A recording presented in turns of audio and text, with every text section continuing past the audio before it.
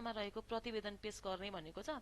प्रतिवेदन पेश गर्ने भनेको यो हाम्रो चाहिँ के छ त भन्दा निर्देशक सिद्धान्त नीति र दायित्वहरू चाहिँ कार्यान्वयनको सम्बन्धमा हेर्दाखेरि काम गरेका काम प्राप्त उपलब्धि सहितको चाहिँ हामीले के छ त वार्षिक प्रतिवेदन चाहिँ नेपाल सरकारले राष्ट्रपति समक्ष पेश गर्ने र राष्ट्रपतिले चाहिँ प्रधानमन्त्री मार्फत संघीय संसद समक्ष पेश गर्ने व्यवस्था रहेको छ। यो सम्झिनु परिरहेको छ। अब यसमा उल्लेख गरेका निर्देशक नीति सिद्धान्त दायित्वहरू चाहिँ कार्यान्वयन भएको नभएको भनेर अनुगमन मूल्याङ्कन गर्न चाहिँ संघीय संसद मार्फत संघीय संसदमा कानुन बमोजिम एउटा समिति बन्नेछ।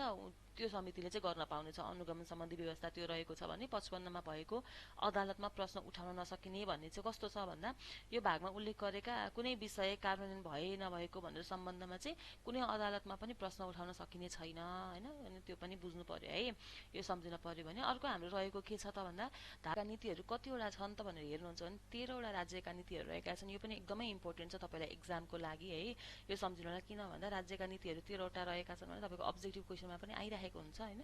त्यसमा हेर्नु भने राष्ट्रिय एकता र राष्ट्रिय सुरक्षा सम्बन्धी नीति, राजनीतिक तथा शासन व्यवस्था सम्बन्धी नीति, सामाजिक र सांस्कृतिक रूपान्तरण सम्बन्धी नीति, अर्थ उद्योग र वाणिज्य सम्बन्धी नीति, कृषि र भूमि सुधार सम्बन्धी नीति, विकास सम्बन्धी नीति, प्राकृतिक साधन स्रोतको संरक्षण सम्वर्धन र उपयोग सम्बन्धी नीति, नागरिकका आधारभूत आवश्यकता सम्बन्धी नीति, श्रम र रोजगार सम्बन्धी नीति, सामाजिक न्याय र समावेशीकरण सम्बन्धी नीति, न्याय र दण्ड व्यवस्था सम्बन्धी नीति, पर्यटन सम्बन्धी नीति, अन्तर्राष्ट्रिय सम्बन्ध सम्बन्धी नीति गरेर हामीसँग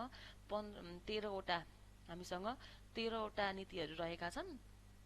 यो नीतिहरू हेर्नुहुन्छ भने तपाईले सर सबै पनि याद गर्नु होला अलिअलि हैन। अनि अर्को विशेष त तपाईले के को एक्जाम दिए जस्तो कृषिको लागि दिदिनुहुन्छ, कृषि र भूमि सुधार सम्बन्धी नीतिहरू हुन सक्ला, अथवा अरु कुनै टुरिज्महरुको सम्बन्धी छ भने पर्यटन सम्बन्धी नीति हैन, अथवा श्रम रोजगार सम्बन्धी सबैले के को लागि एक्जाम दिदिनुहुन्छ। त्यसमा अलि बढी चाहिँ इम्पोर्टेन्ट कुन चाहिँ नीति हुन सक्ला त भनेर चाहिँ अब इम्पोर्टेन्ट त सबै सर त हेर्न पर्यो, तर त्यसमा चाहिँ अझ फोकस भएर हेर्न सक्नुहुन्छ कि जस्तो पनि लाग्छ मलाई। जस्तो अब हामीले ङमा रहेको राज्यका नीतिको ङ भने चाहिँ 5th नम्बरमा कृषि र भूमि सुधार सम्बन्धी नीति रहेको छ। अनि 13औं मा चाहिँ के छ अन्तर्राष्ट्रिय सम्बन्ध सम्बन्धी नीतिहरू रहेका छन्। तपाईलाई कहिलेकाहीँ अब्जेक्टिभमा यसरी पनि आइदिन सक्छ है। अर्को हामी सर एकचोटि ङमा रहेको कृषि र भूमि सुधार सम्बन्धी नीति के कस्ता रहेका छन् भने त्यो भित्र चाहिँ हाम्रो 5 वटा नीतिहरू चाहिँ रहेका छन् है। कृषि र भूमि सुधार सम्बन्धी कस्ता कस्ता नीतिहरू छन् भने सर एकचोटि हेर्नुलाई कस्तो नीतिहरू राखेको छ भन्दा अब वैज्ञानिक भूमि सुधार गर्ने खालको नीति हैन। यसमा चाहिँ तपाईले सर हेर्दाखेरि भूमिमा चाहिँ राखिएको छ, अथवा यो सबैको मध्ये कुन चाहिँ नीति हो कुन चाहिँ नीति होइन भनेर अब्जेक्टिभ के सोही अनुसार चाहिँ बनाउन पनि सक्नेछ। यसरी हामीले सर हेरेका छौं। आशा छ तपाईलाई यो चाहिँ उपयोगी नै भएको छ जस्तो लाग्छ। यति भन्दै आजको श्रृङ्खलाबाट म यहाँहरुबाट बिदा चाहन्छु। हस्त नमस्कार।